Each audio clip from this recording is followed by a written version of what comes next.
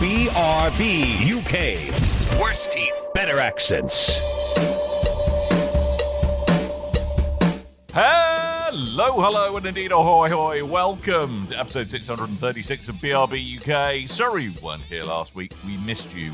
We had a terrible misconfiguration of what's it stuff that meant we couldn't be here, so we weren't here. Can't actually remember what our totally valid excuse was, but I think we had one.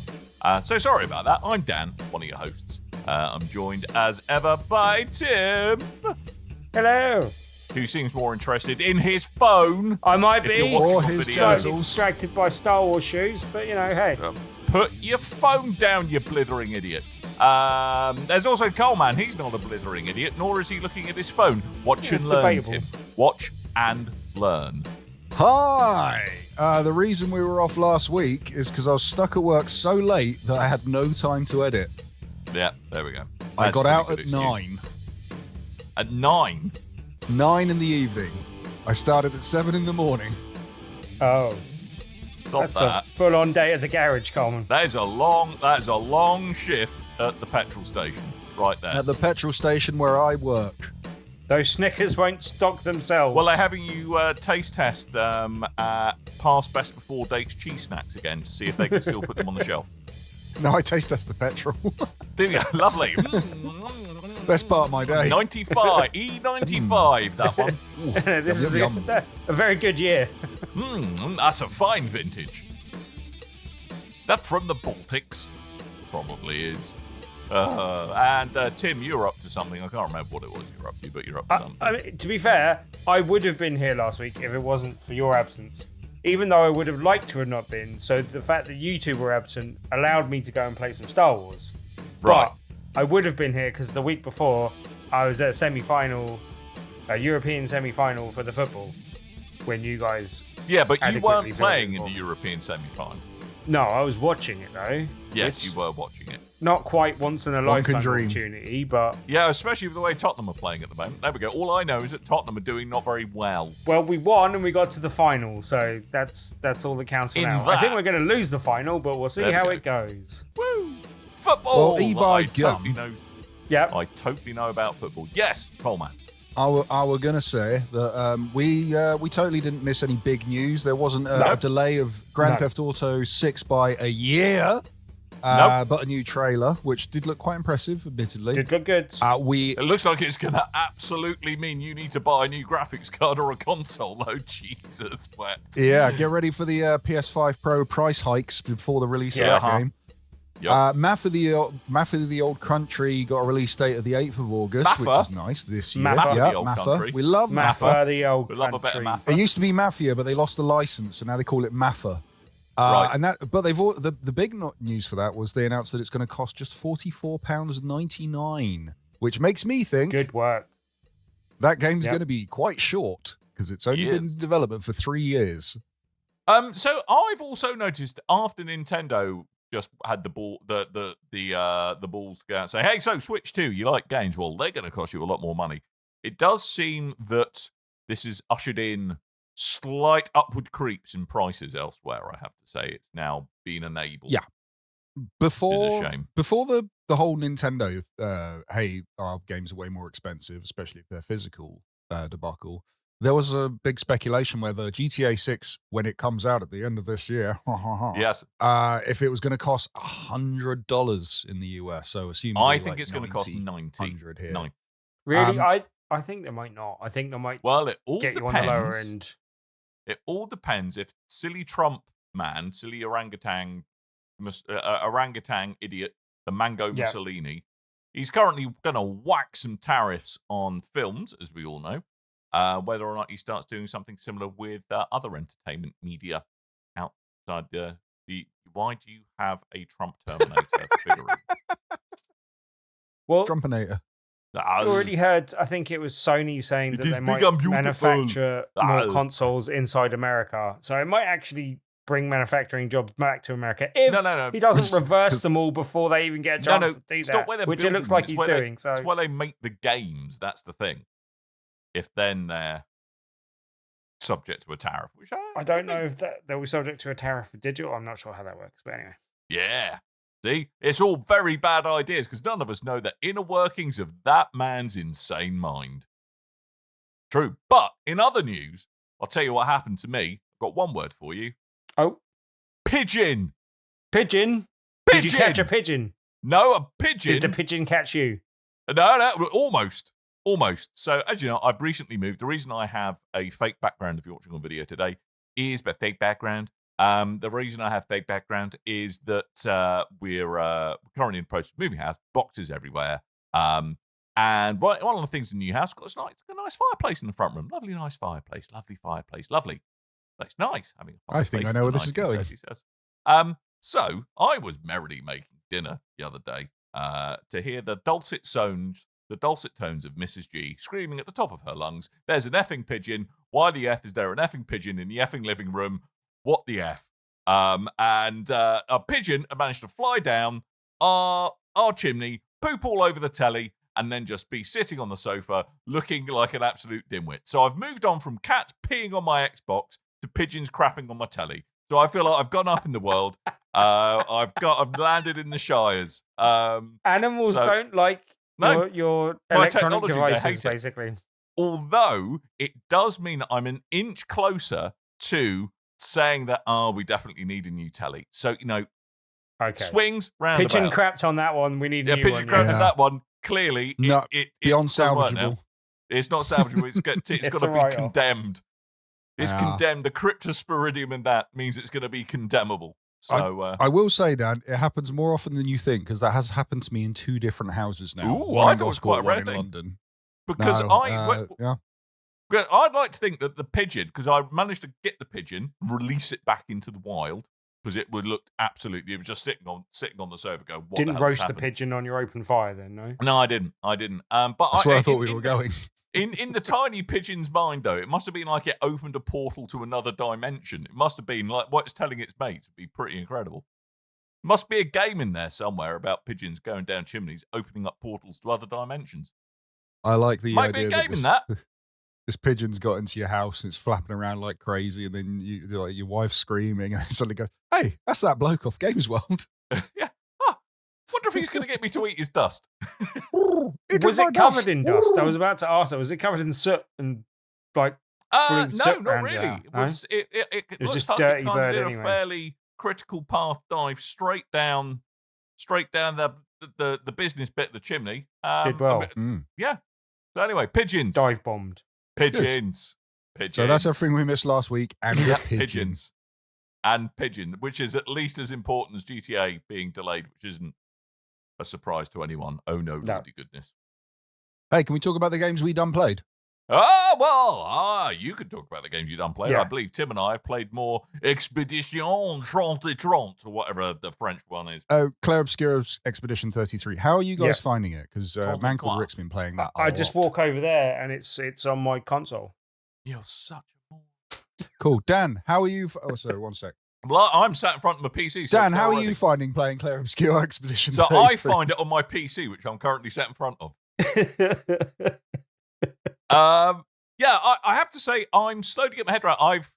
There's a couple of sneaky enemies that I've encountered who I was like, why am I just got no reflexes anymore? And I just have lost the ability to coordinate what I'm seeing with my eye face, with my hand appendages.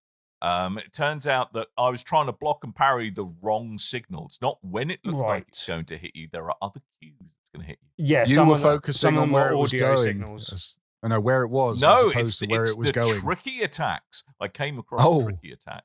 I'm still weird, quite enjoying it. It's weird. I think some of the timings almost seem deliberately obtuse in some of the attacks. Like, I heard your discussion on it a couple of weeks ago, and generally I broadly agree with you. I really enjoyed it. I haven't had the technical difficulties that you had, Dan. Like, I've just been playing on the S. It looks quite nice on the S. Plays well. They seem to have settled down. Oh, that's good. That's good. Yeah. But yeah, I actually enjoy it a lot more than I thought I would. Okay. Having not enjoyed similar games with similar combat styles, I was a bit worried I would not enjoy this. Mm-hmm. That comes with a few caveats. Like, there was a few enemies that were kind of off the beaten path. You mentioned a mime that you fought against last week, and then there was a few other enemies that are like optional hard enemies to start with, and I think it teaches you like how to get good at the game in terms of this. If you want to beat this boss, you need to be good, but also you can come back to them a little bit later in the level. But I tried to persevere, and sometimes that feels like banging your head against a brick wall, especially later on in the game. I think, as I said, broadly I've enjoyed it more than I thought I would. I enjoyed the story. I don't think you'd got to this point when you guys were discussing it, but without spoilers, the end of Act 1 goes some places, and my god, the end of Act 1.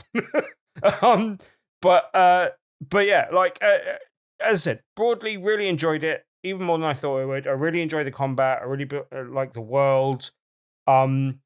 The story is generally well presented and enjoyable, although I could do without some of the campfire stuff, which is weird because Avowed had the opposite thing for me. Like, I enjoyed the stuff around the campfire in Avowed, like little chit-chat between your teammates was really good.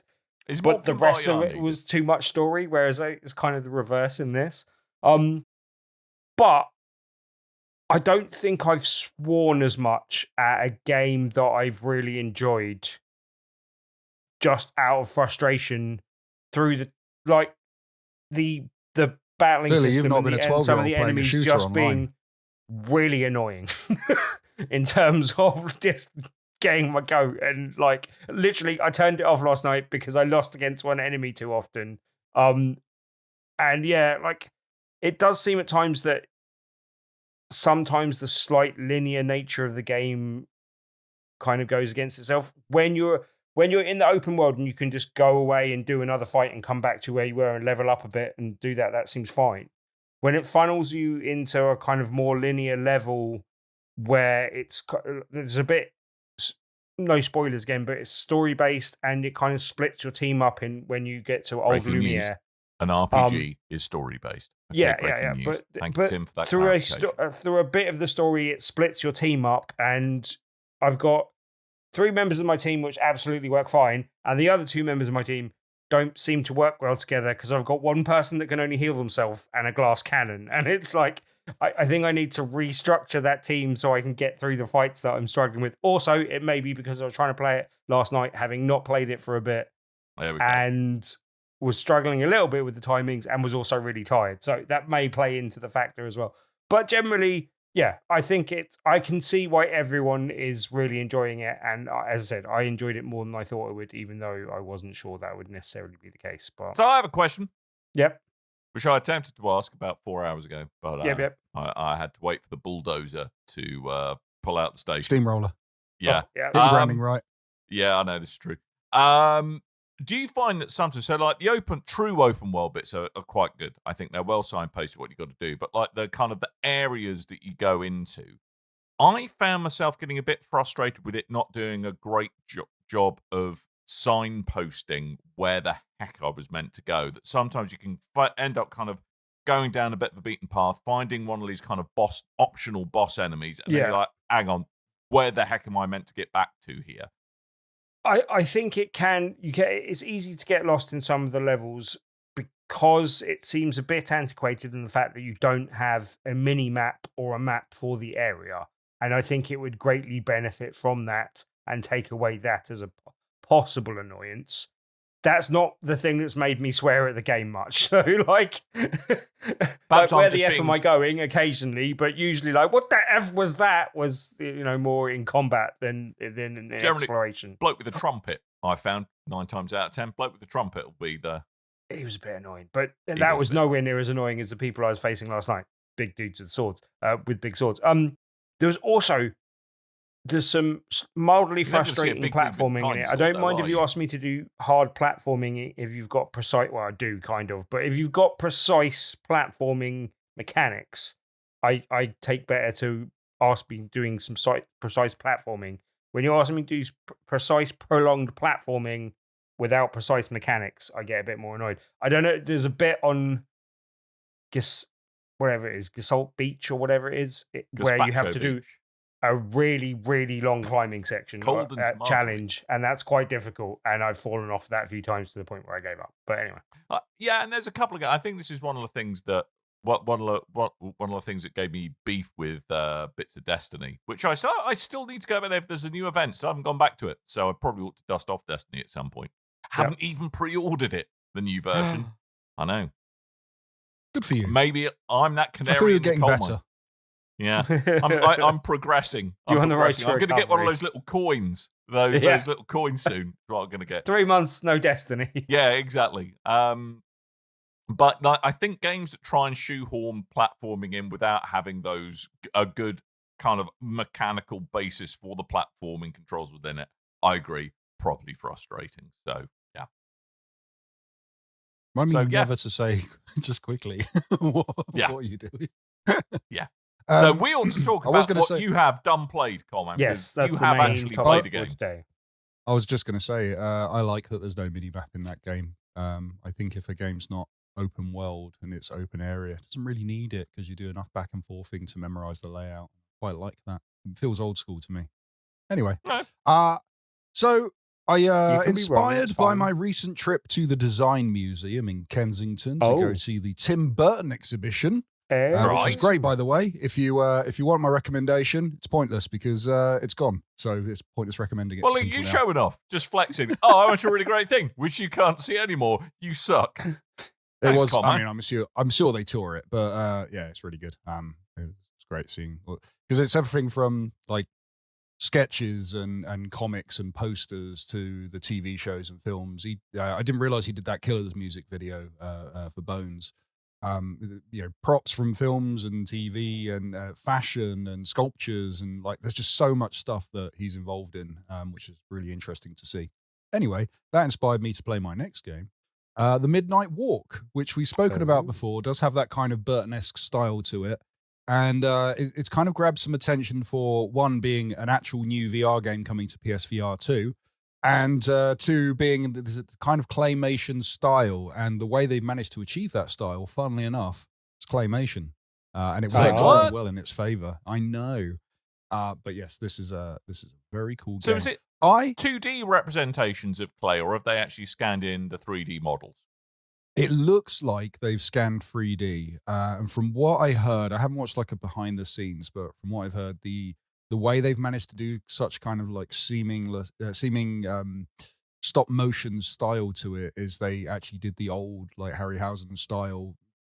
Wow. Click one frame at a time type thing. And that's how they've managed to do it. Not the kind of fake one like the Spider-Man effect or the South of Midnight effect, which doesn't work.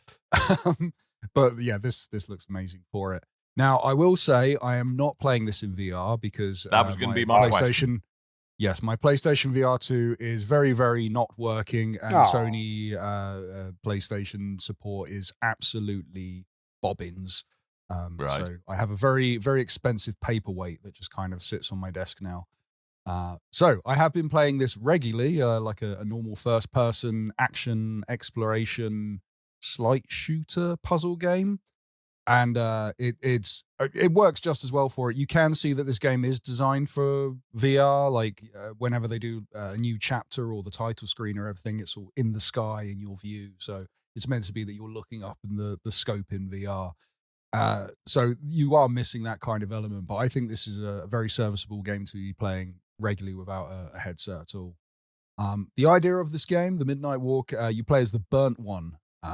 This is at the end of the world. The world has been scorched at some point, and you're a tiny little burnt guy who's got no eyes and he's got no ears, but you very quickly gain them back, which is meant to be kind of showing you sensory mechanics that you can close your eyes and listen around you, but that we'll get back to that in a moment. And along your way, you find a little guy called Potboy, which makes me laugh. I don't know why. A tiny little clay pot of a character. He's not just someone who's constantly hungry. Hey man, you got any snacks? He's kind of like a little. He does get hungry. Actually, you feed him coal, and he likes coal as a little treat. Okay. But he's got. He kind of looks like one of those garden little portable fire pit things. So he's burning out at the top of his head. You might see in the video if you're watching the video version of the podcast. And he's a great little thing. And you're navigating the world, solving different puzzles, a lot of them to do with starting fires, be that either through grabbing gigantic matches or using Potboy, your little friend, or along the way, you do get some kind of, it's kind of like a gun that fires lit matches. But it can only hold 3 of them at a time. So it's working out those mechanics in between. And of course, as all kind of games that involve an escort throughout the whole of the story, that escort character will go missing and you'll have to fend for yourself for a while. So it's working around that as well. You get left in this very bizarre sort of weird hybrid point and click puzzle survival horror, kind of like Outlast meets Wallace and Gromit. And I really like that. There's a combo. Yeah, I'm a big fan of stop motion. I'm a big fan of claymation. So this is all the right kind of feels for me. And the atmospheric stuff of that kind of Burton-esque style, it hits me in a really, really kind of very sort of nostalgic way for a lot of the media I consumed growing up. So that's good. In terms of the story, a lot of it is, so there's kind of story that is, there's a very baseline story of you trying to take Potboy to the top of a mountain. That's the midnight walk up the mountain. But then along the way, there are other stories. Potboy needs to get high. Gotcha. Yeah. But along the way, there are other story threads that are found in objects that you can find along the way, and sort of other narrative methods to explain like how the world got in the state it did and the characters around you and stuff. And you'll find like characters that you'll find that you kind of grow attached to, and then a little bit later, it turns out they're the bad guy in a certain scenario. I know. It's very enjoyable. If I remember rightly, this costs $32.99 on PlayStation, $33.99 on PC. I would say that's worth it. I'm not sure how long it lasts. I'm in like chapter 3 at the moment, which I've heard it's about 5 hours long. Okay, so I'm pretty close to the end then, because the chapters are pretty lengthy. I think your mileage is going to vary on how well you do at puzzle games, because a lot of it is puzzle and survival. So I have a bit of a question. Do you think, obviously I know your hand is somewhat forced because your PSVR's up the Swanee at the moment. Do you feel that you've kind of missed out in some of what this game has to offer by playing it in 2D rather than 3D? Because it seems like it's all about your sensory perception of the world around you. And Sorry, go on. No, I was just going to ramble a bit more. I think I've missed out overall because I bought a PlayStation 2 VR thing instead of a Quest 3. But apparently the PlayStation VR 2 version is not the version to be playing because the resolution is absolutely balked on the PSVR 2. Yeah, I've heard it's not great. Although apparently that has been patched, but I don't know how effective that patch is. Okay. That seems to be a reoccurring problem with a lot of PSVR 2 like day one launch games for some reason. The resolution just doesn't work on it, and then they have to patch it out at some point. Because what I was wondering, because it's got things like close your eyes, right, for certain puzzles and stuff will change in the environment around you. Because like with the PSVR 2, my understanding is it has actually got kind of, sensors facing towards you that can detect whether or not you shut your eyes or not. So in like the 2D, it's like, have you shut them? You're not fibbing, are you? You've definitely shut your eyes, have you? No, you have a button to close your eyes. Yeah. Oh, okay. I mean, don't you have a button to close your eyes in real life, Dan? No? I'm assuming that it uses.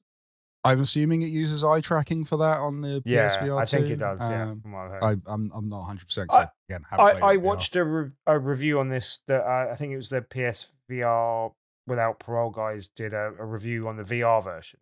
And it's funny that you're saying about the cutscene bits because they said that was the one thing that seemed a bit jarring in VR because it seemed like it wasn't made for VR, basically. Okay. Like I don't know where the truth lies between those two, but yeah, apparently they seem to blend pretty well in regular gaming without a headset.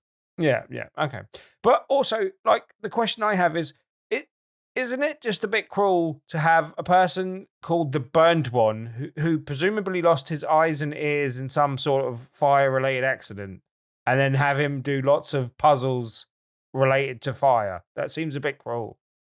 How did he burn, Tim? How did he burn? Maybe he likes fire. Maybe he does. Maybe he burnt the world. He's a pyromaniac. For all we know, I'm going to get to the end of this game and it's going to turn out he did it all. How do you know, Tim? His fault. How do you know he was burnt with fire? You can be burnt by other things. You can be burnt by extreme cold. Chemical burns. Chemical burns. Yep. Yeah, could be. See, you're making judgments again. You're judging, Tim, again. I am being a bit judgy. You're judging. So that mechanic of closing your eyes, it is quite a cool one. Whenever you close your eyes, screen goes black, and then it kind of just has little embers that float across the screen, which look quite nice. But the idea is if you're in a certain area where there's a hidden object, you close your eyes and you kind of get like a telltale heart, the heartbeat sound for you to follow to find the object. But in other areas, you'll find yourself getting pursued by an enemy of some kind. And if you close your eyes, you can hear where they're scuttling around you. So even if they're out of your line of sight, you know where they are, where they're coming around a corner. And you'll have opportune moments to... You'll have there's wardrobes that you hide inside that are outside for some reason. Or little holes in the ground and stuff. And when you Sounds hide, like Slough. you can only really see in front of yourself. I'm assuming you could poke out and stuff. To be fair, I can usually only generally see in front of myself as well. Yeah, Tim, I'm checking not an in with you. owl, Is that normal for? Yeah. Sorry, Coleman. I meant, in VR when you can sort of stick your head around a corner, you can't really do that in a regular video game unless you've got that kind of motion of movement. But when you can't do that and you close your eyes and you can hear the enemy coming way off to the right of the screen, running behind the object you're in, when it's safe to come out and run away to the next object or something. That stuff's really cool. So with that though, do you need it sounds like it's almost best enjoyed via headphones, by a decent pair of headphones. It's kind of got some 3D audio virtualization in it. Yeah. Yeah, that is the other thing. I'm doing the 7.1 surround sound headset thing for that because you really do need it for the survival horror element. I tried a bit for a while because I tend to, if there's not a lot of narrative to a moment in the game, if I'm playing something open world or whatever, I'll tend to put one earbud in and listen to a podcast while I'm playing a game. And I did that for a little bit in this where, well, that's not working. I have to concentrate, put the actual headphones on. But yeah, this game's gorgeous. I'm finding it very enjoyable. I guess you can wait for a discount if you don't feel £35 is enough for, what did you say, Tim? 5 hours of gameplay? I think it's 5 hours without finding all the collectibles necessarily, from what I heard from the review. So it sounds like there might be a little bit more to it and a reason to possibly replay it, but it doesn't sound like the longest game in the world. The other thing that I heard, and I wasn't sure how you felt on this, does it feel quite linear? But from what I heard, that's not a bad thing because it's a kind of narrative-driven kind of experience where that doesn't really detract from it. That kind of adds to it in a way, or what would you say? So yes, linear, and because of the narrative setting of the game, but it kind of, as you progress, you'll get to areas where it'll go, okay, you have, so for instance, there's a part, I think that's quarter way through the game, where you'll be up against a big bad, but you've got to kind of hide from them and do certain things to get past the character, the enemy. But then when you do, it takes you out to another level that branches off into 3 different submissions, and you can take those in any direction you want. But it's then trying to remember where you were and what mission you're doing and where you're meant to be going. So it's not that kind of, hey, down the corridor, off you go. It's more of a, how are you going to approach this one and get around it? So I quite like that stuff as well. But yes, I like when we've got the linear narrative game, because not everything needs to be gigantic exploded game. Look, I really like it. I'm sure the VR will amplify it in some way, but playing it as just a normal game on the screen, I would go as high as a 8 out of 10, I think, for this game. I think it's really good. Okay. But I mean, do you think it's a pretty reasonable price already, though? I mean, it sounds like it might be coming the way of a PlayStation Plus at some point, do you think? Or Oh, I wouldn't want to. No, I never. I really don't like doing the wait for it to come to a streaming platform. I don't agree with half the streaming platforms anyway. Yeah, but, fair enough. Just support independent devs. Great. 33, 34 pounds. Not a bad shout, I think. PC, PlayStation 5 out now. And considering, actually two of the two big games we talked about actually have both been from small independent studios. So obviously Midnight Walk and Expedition 33. So it's great to see some smaller studio. I mean, admittedly, I know the devs of Expedition 33 have had quite a large cash injection, but it is great to see some smaller developers really kind of knocking it out the park with the games they're releasing. Feeling that AA midpoint is quite nice. We've lacked those games in recent years. I was just going to say, so this is not just two indie studios, but two indie studios with heads that previously worked at much larger studios. So with Expedition 33, those guys came from Ubisoft. With the Midnight Walk, those guys were previously working over at EA, I believe it was, because they did Lost in Random and some other games. I think EA. I think they did Faye as well. I know it was EA Originals, but still EA. Wasn't EA Originals like a publishing arm though for them publishing indie games? So it may have been an independent studio that were just under that wing. Yeah. But this one's Moonhood and Fast Travel Games are publishers for this one. Okay. Yeah. Really good. Cool. Really good. Recommend. Excellent. Support. A recommend out of awesome there in a completely arbitrary rating. You should scale. support very unique looking games and you should support your indie developers. Yes.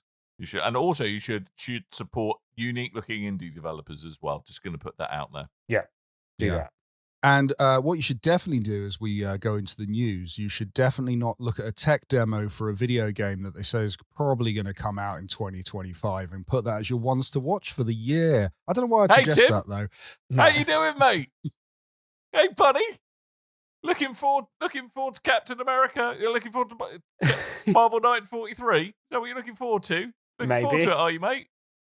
The Rise of Hydra, might be. Right. Be. Okay, when's that coming out? If Slay the Spire 2 comes out this year, Dan's got a clean sweep and he's the winner. He's picked all the games that came out. I mean, wasn't he kind of, batting fairly low with that, though? No? Like going for a game that we knew was definitely coming out. I've earned a freebie. A game that had already been delayed and had already been made. A freebie by last year saying that Skull and Bones is one of my ones to watch for purely ironic reasons. So I'm allowed to kind of underarm throw this one in. Thank you very much. Anyway, if you've not heard, the news is that Amy Hennig's Marvel 1943 Rise of Hydra has been officially delayed to early 2026. How do you correctly pronounce that? Rise of Hydra. Rise of Hydra. Right. That has been officially delayed to early 2026. This game from Amy Hennig and Skydance Games, of course. When they announced this for 2025 and hadn't showed us any gameplay at all, like that's not coming out. Yeah, it was the riskier one of my picks, I think. But yet again, Tim, the Hibbs curse is back in. Definitely the Coleman curse. One, it's more alliterative, and two, it's more true. I mean, next year we're playing Marvel 1943, Fable, and Grand Theft Auto 6. It's not a bad year for games next year. How do you reckon all those people just moving their stuff out of the way of what they assumed GTA 6 was gonna be like? Oh man, another 3 months of dev time. Why did we do that? I assumed that Rise of Hydra was either going to get moved to next year or it was going to be incredibly short if it came out this year. But I'm glad to see the former rather than the latter. Anywho, how about some good old fashioned Bethesda jank? Yes, okay. Please. So I have a problem. I have not just a question. I have a problem. I have a problem. Go on, what is your problem, Remastered was running far too well, and that ruined my experience and fond memories of a Bethesda experience. Please tell me this situation will improve over time. Yes, it is improving over time in that it is getting worse over time. Brilliant. Now, good. a lot of people are very my quick. Bethesda games. Like it. Bethesda fanboys love to be Bethesda fanboys, and they're very quick to point out that Bethesda didn't actually head up this remaster. It was actually Virtus. But the way they've done all the marketing, it basically looks like Bethesda did it themselves, but Virtus has their name on it. Anyway, so Virtuous using Unreal Engine 5, as we've spoken before. They brought Oblivion over to modern day consoles. Still using the bones of the original, the moldy bones of the original game. My bones. We've seen that some of the quirks that previously existed, like the voice actress that flubs her line and goes, "I'm going to take that again," and rereads things like that have been kept in, and it's had quite a bit of a charm. But some of the other things that have been kept in. Remember in Skyrim when that came out on the PS3 and it legendarily had terrible performance because every time you saved the game, the file size would get bigger and bigger until the game stopped running properly? That's kind of happening again, sort of. Never change, Bethesda. You're the best. Yeah, so the longer you play the game, you'll start to notice things like frame rate drops, traversal stutters, game crashes linked to memory leaks. And this will get worse over time, including there's a weird camera glitch that everyone keeps pointing to at the moment. When you ride on your horse, lovely horse. When you're riding on your horse, it will start. The camera will start moving closer and closer to the horse until you can no longer see it. I have a question. Yeah. How quickly does that happen? Does it just do it very slowly so you don't notice it happening until you're like, oh my God, I'm inside my horse's brain. What's happening? It kind of reminds me of the that weird GTA trilogy remaster glitch that happened. Whenever you got a car and you kind of steered it very quickly left and right, the car would start getting wider and wider. It kind of reminds me of that a little bit. It's very odd. But yes, expect some form of patch from Bethesda and Virtuous. Boom! No, stay true to your roots, Bethesda. Don't patch it. No patching. I will lose faith in you if you patch it, Bethesda. It's probably a good thing I took the decision then to delete that to make room for Doom the Dark Ages. Because I needed room, and that's 123 gigs or something ridiculous. Why is it 123 gigs? On the Xbox, 123 gigs? Yeah, something like that. Oh, it's like 70 on the PC. I thought it was short. I thought it was smaller on the S. I thought it was like 88 gigabytes. Nope, it's definitely 120 something. I'm not sure how many somethings, but I think it's 123 gig. So I was like, okay, that makes room for like 3 games. So you lose. You lose. So be interested in an Xbox Series X? Yeah. Yep. Just after they've raised the prices. Anywho, that's big beautiful tariffs. From one funky studio to another, Pocket Pair. You may remember those. They be the guys that brought out the Power World last year. Just Power World. The studio, how everyone was wondering, how did they get away with that with Nintendo's lawyers? Turns out they didn't quite so much. They didn't. No. And the thing that everyone thought a lot of people gunning for Nintendo to go after Power World in general, just because, I don't know, fandom. I don't know. There's a lot of armchair lawyers hanging around on X going, Nintendo, you should really sue Power World.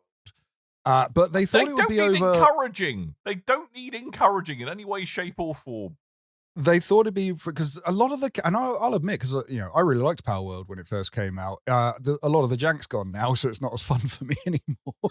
People are taking it far too seriously for my liking. But when that game first came out, I was looking at a lot of those characters and go, that's a Zapdos, that's a Pikachu, that's a Lugia. But with a gun. You can obviously see a lot of these characters are more than inspired from Pokemon designs, and I thought that's what they would go for, and a lot of people thought that's what I was amazed by as well, because this almost seems like they've got them on they were determined to get them for something, and this is a bit more of a technicality than outright asset stripping, which was what we thought they were all going to be done for here.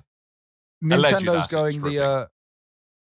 gone for the Bandai Namco route, and they're going after, instead of going after copyright, they're going after patents instead. So the idea of capturing your monsters in a ball-like machine of some form and carrying them around, summoning them whenever you need, using a creature to hold on to like a hang glider and fly around. There's a few other things that they're doing, but this has forced Pocket Pair's hand to start patching out a bunch of features, changing them ever so slightly. So, like, instead of hanging on to a flying pal anymore, you'll just have like a glider until Fortnite comes after you, and so things like that. They're continuing to they're trying to fight the idea that they're breaking patents. They're still challenging that, but in the meantime, they've patched out about a bunch of stuff from the game. It's a harder thing to protect. Like, I think you can protect some mechanics, and I'm still not entirely sure how that works because it's more difficult to do in board games and stuff than it is in video games, I think. Because we know Warner Brothers protected the whole Nemesis system and stuff like that. Yes. But I think it's pretty hard to protect design of characters. That doesn't seem to be anything that anyone that I know of has ever been sued of in video games. I think if you had an iconic, may I introduce you to this company called Disney?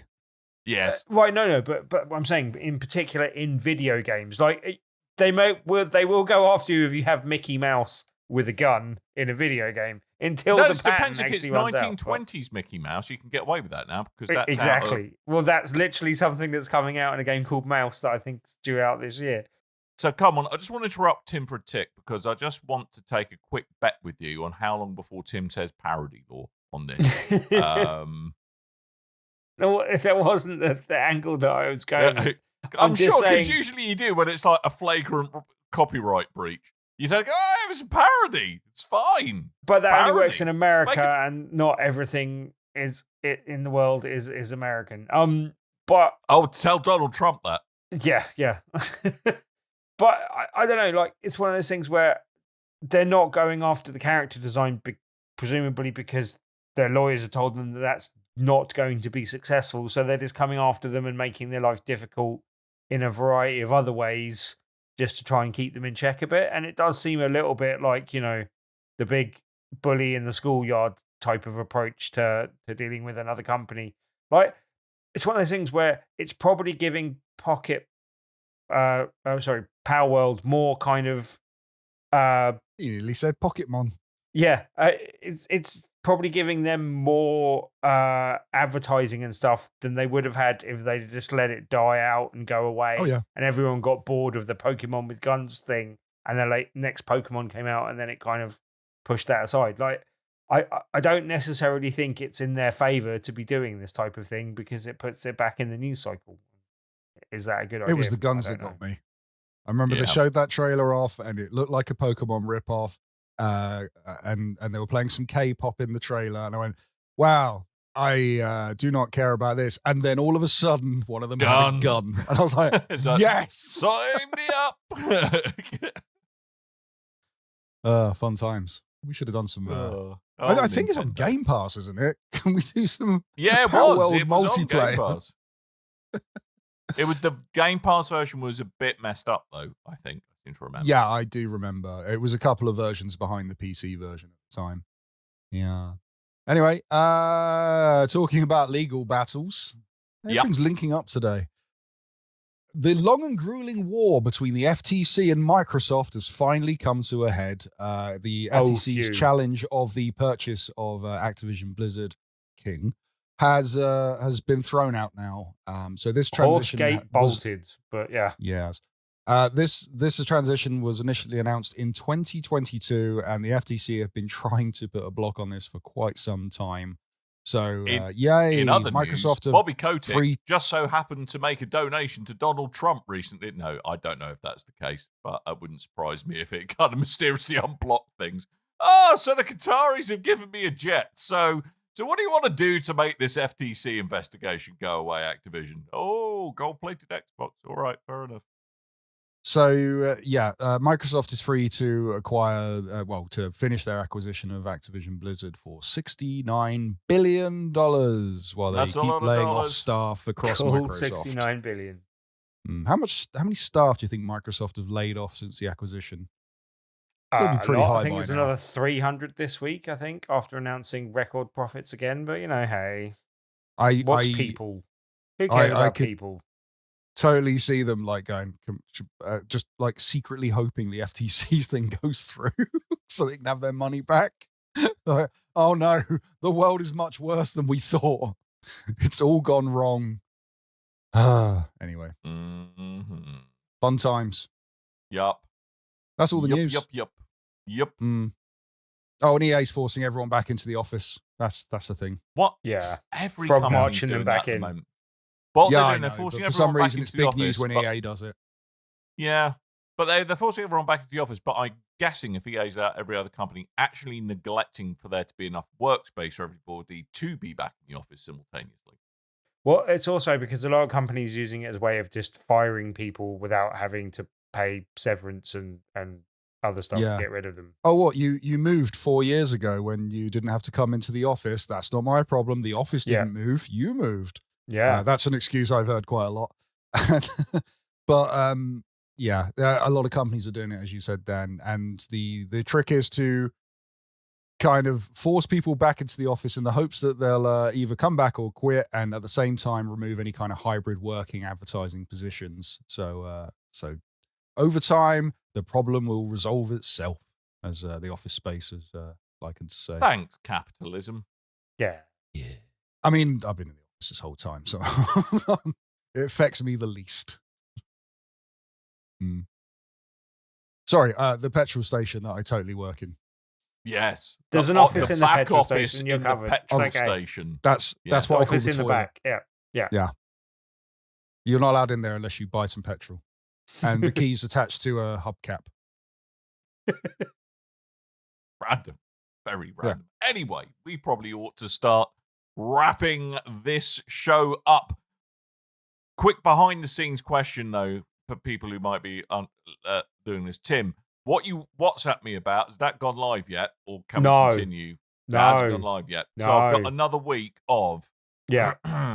before we wrap up, reminding people to buy my face is what we've got to do. Buy my face. You can buy my face. You can buy my face that's emblazoned upon many high-quality products that you can purchase at tpublic.com/store/BRB. T-shirts, got my face on it. Mugs, got my mug on it. Bibs, I think they do bibs. They've got my face on it. You name an object, you can probably put my face on it. tpublic.com/store/BRB. You probably could. Eye patches.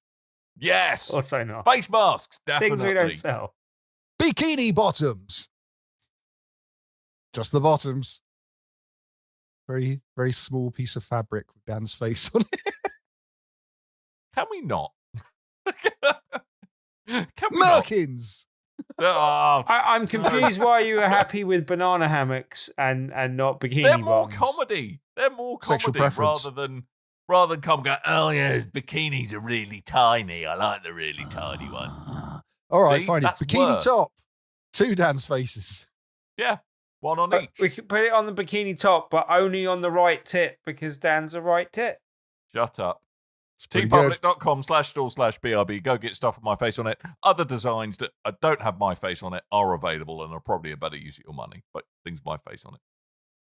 Tim, Tuesday. Yes. Tell me all about Tuesday. Lay Tuesday-based facts upon me. Tuesday is indeed a Tuesday, and it's a shame I didn't get to announce last week's game on this here podcast because we had a very good video game themed board game last week for our Tabletop Tuesday feature game. We had Stardew Valley, the board game. So I mentioned that is available to play from now on at the Stoke Newington loading bar. But this week, as we do each and every week, we have a different feature game. If you play that feature game that evening, you have a chance of winning a copy of the game at the end of the evening. And this week's game is a little game called Tic Tac Trek. Comes in a really cute little tin. It's by the same people that made Tinder Blocks, which is also in a cute little tin. I don't know much about the game yet, but I will have a look. It's made by Alley Cat Games, who make generally really good games. So it's another one I'm looking forward to, and should be a good little prize. If you come along to the loading bar in Stoke Newington, you could possibly win a copy just by trying it out in the evening. If you want some more details, you can look at the right-hand side of bigredbarrel.com, or you can search for Tabletop Tuesday on meetup.com, for now at least, and join the over 2,200 members in our meetup.com group. Just come along to Stoke Newington Loading Bar on Tuesday and join us for Tic Tac Trek. Tabletop Tuesday, the loading bar in Stoke Newington on the 20th, I believe that is. Sounds about right, yeah. Tic Tac Trek. Last week, 20th. Sounds good. Yeah. Sounds good. Tic Tac Shrek, everyone. Meet up. Really, Tic Tac Trek. Really Meet big. Up. Meet Shrek. Meet Shrek. And remember, as always, don't promise Tim people loves meet it Shrek. when you stroke the inside of his thigh. All right, just remember that, kids. He loves it. Yeah. I mean, it's better than being on someone's banana hammock, Dan. Well done. Did you enjoy the show more than seeing Tim inside a banana hammock? Well, no. Fair play to you. Me too.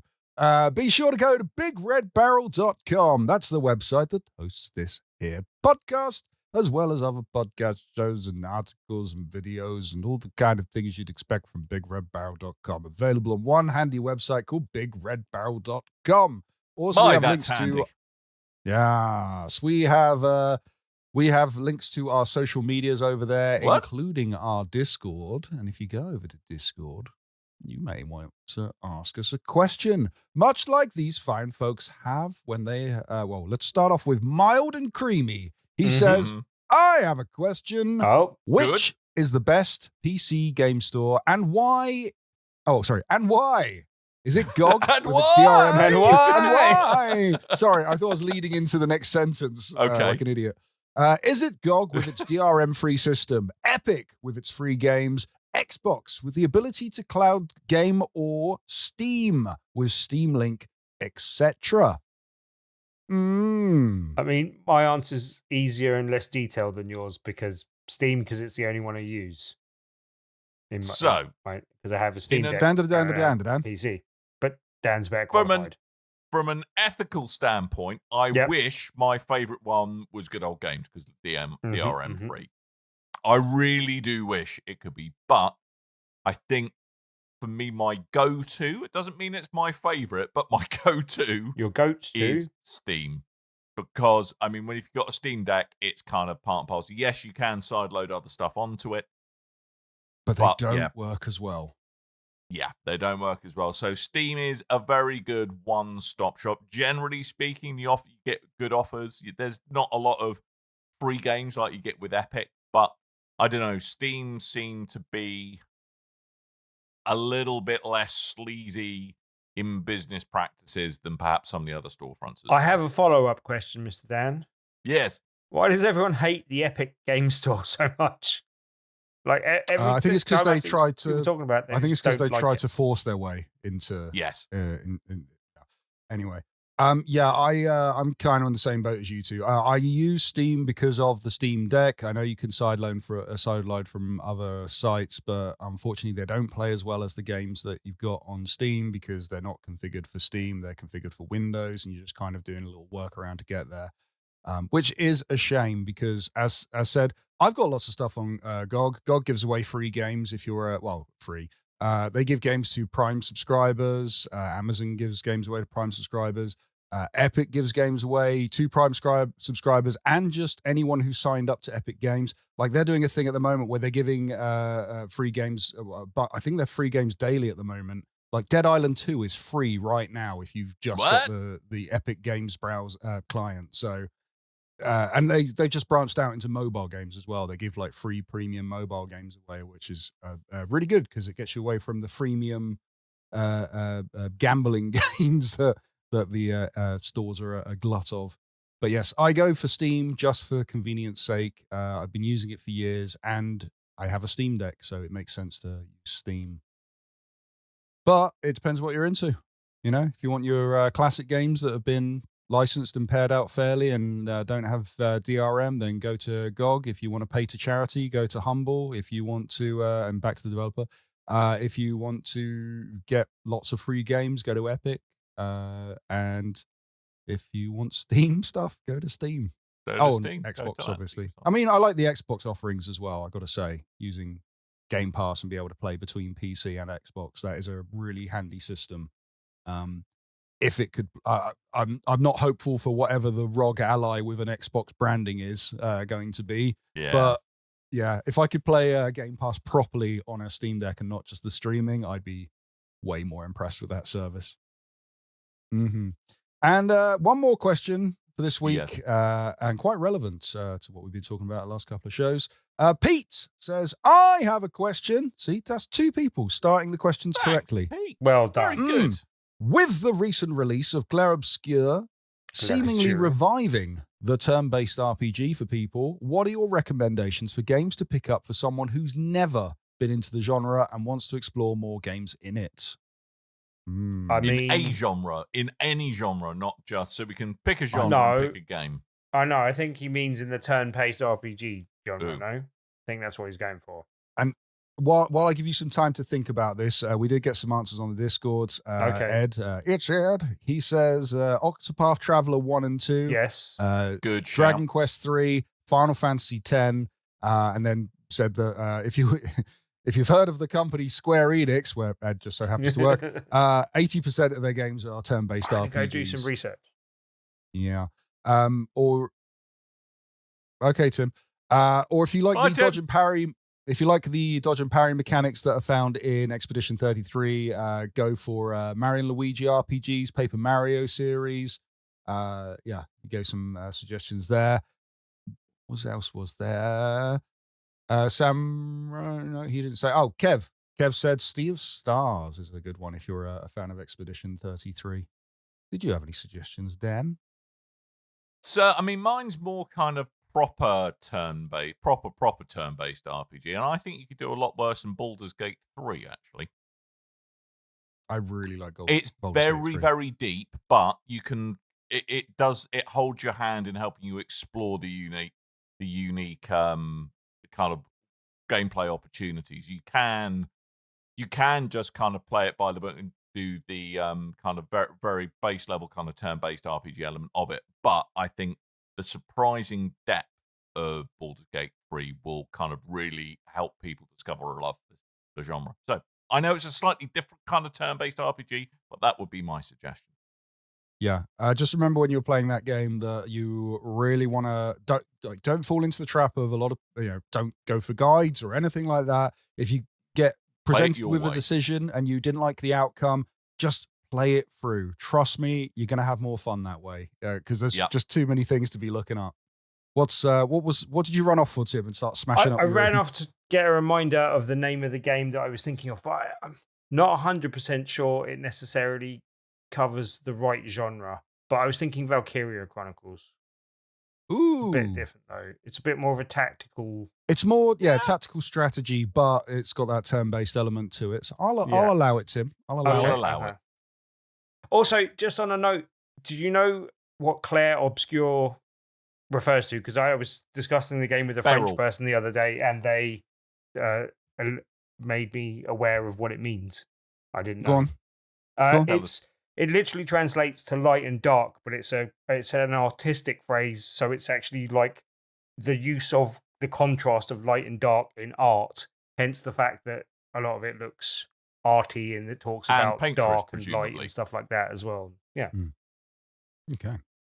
I forgot my suggestions. That was good. If you want to get Baldur's Gate on a budget, go for the Divinity Original Sins games. They play really well on a handheld. They're very good and very fun. Same suggestion applies. Don't look at guides. Play it your way. Yes. If you want more of the kind of, it's like taking from traditional RPGs but putting it on its head a bit. Yakuza Like a Dragon and its sequel, they are really good spin-offs to the Yakuza games. I'm playing the pirate game, as we spoke about a couple of months ago now. I absolutely love that game. It's in my running of games of the year at the moment. I need to tie down towards the end of the year. And I've not played this, but I've seen enough of it to know if you like Clair Obscur and you like the style of it, with the kind of wacky menus, the exploded menu styles when you're doing the battles, then Persona 5 or Persona 5 Royal is the one you want to go for there. Although the plot is a bit you have to really be into your JRPGs, I think, for your anime type stuff. Yeah, you got to like the tropes. You got to like the tropes, guys. You got to like them tropes. Right. I also was going to say Paper Mario, but Ed beat me to that one. Oh, Undertale. Undertale. That's in my honourable mentions there. Yeah, that's actually a good shout.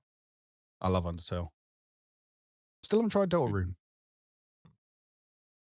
Well, maybe that's your homework this week, Coleman. Go and try that. I'm playing Doom. Or Revenge of the Twisted Planet, Doom. whatever it was called. Doom. Oh, Doom. Are you up for playing some of that co-op, Coleman? In which case I'll download that. If I'm ever at home to play it, Tim. So that's a no. I kind of get to play games on my lunch breaks at the moment. Yeah. Oh. Right. before we get into a depressing midlife saga of not having any time to play video games, let's wrap this show up. Thank you for listening to us. We should hopefully be back next week. Make sure to go to all the places on the internet that Coleman says you should go to. BigRedBarrel.com, Discord.com/invite/Mentuhafwa. And do feel free to leave us a review of any flavour, but preferably a nice one, because they tasted strawberry on the podcast listening platform of your choice. So yeah, that's it. All that's really left to do is remind you that I have been Dan. I might have been Tim. I've been a Potboy. Yeah. Poor little Potboy. Poor little Potboy. You just want some coal. You're so hungry. Coal from the Coleman. Ah! We missed that. Didn't think of that. Coal boy. Oh boy. Coal boy. Hodor. Thank you for listening, everybody. We'll be back next week. Hopefully you will too. So until next time, dear listeners, toodle bye.